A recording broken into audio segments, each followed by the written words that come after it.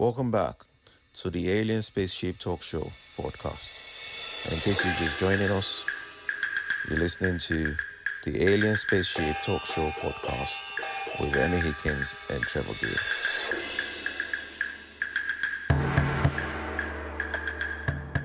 So that's the risk you take.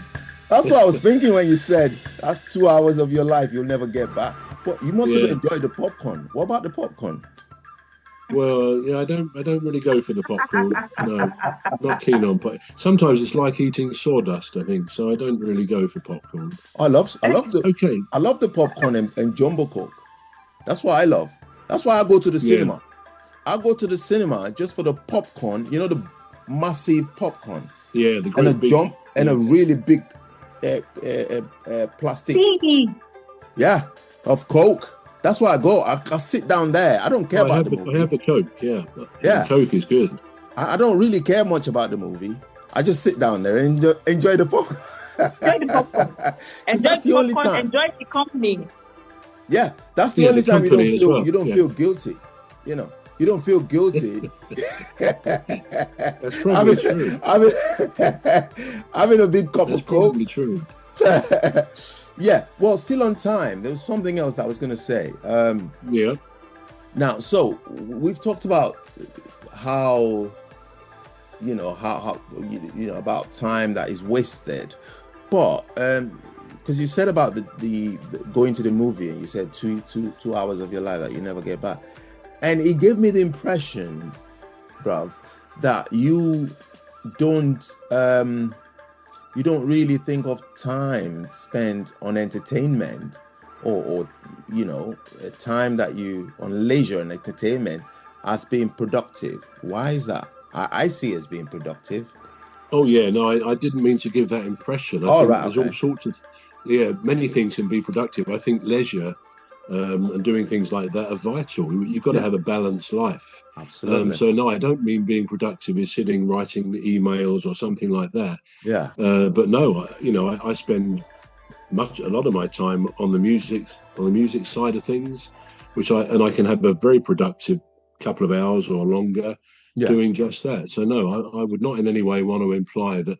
And as I say, I enjoy very much the cinema, and in fact we went to the theatre last week as well to see a show called Six, which is about the 6 wives of Henry VIII over down there in Guildford, and it was brilliant. I mean, the music, the 6 women who played the parts, and they had a band on the stage, four women, superb band, they really were.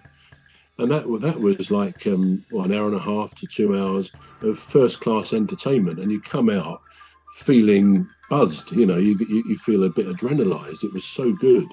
The dancing, the music, the whole thing was excellent. So, I consider that very much very important as part of our culture, really. We got to do those things. Oh, that's good, because because with me, the only reason why I brought that up was, with me, if I try to be overly productive, it's counterproductive for me. Because then I burn myself out, and I do less, even though I'm trying to do more. In the end, I do less. But when I balance it out, and I just take time out, do something else that is, like leisure, like a hobby or something, or even just put on a good movie and watch, or even sleep for, say, about an hour, just take a nap. I feel refreshed afterwards, and I'm able to do more.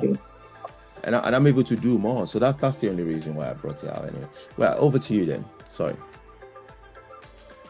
Yeah, sorry. So we've got a couple of ethical dilemmas. We know what they are, don't we? Where, there's no real answer in a sense. We know if we do the one thing, that's going to be against our morals or our ethics. The other thing would be equally wrong for somebody else. So let's have a couple of these examples. Right. Now, I'll read this one here. Consider a situation in which a group of people are enjoying an outdoor adventure together. They're going caving, basically. Now, one person gets stuck in the only way in or out of the cave. They got stuck at the only fairly small entrance to this cave. water starts rising in the cave due to high tide or heavy rainfall. Everyone will die if the person isn't removed from the entrance. There's no way of removing the person who is stuck so that the individual will survive. We did talk a few months ago about a real life case. You might remember a man who got stuck face down in the cave. And in fact, long story short, he died there. They couldn't get him out and they sealed up the cave. Anyway, to go back to this one. So the group has to make an extremely tough decision. Do they take an extreme action will that cost one member of the group her life, she's who's stuck? Or do they do nothing, knowing that chances are good that none of them will survive if that choice of action is taken? So in other words, if they leave her there, but moving her will mean killing her. But if they don't, they will all... We're going to take a short break now. We're back shortly. You've been listening to the Alien Spaceship Talk Show with Trevor and Emmy Hikins. The Alien Spaceship Talk Show podcast is looking for sponsors.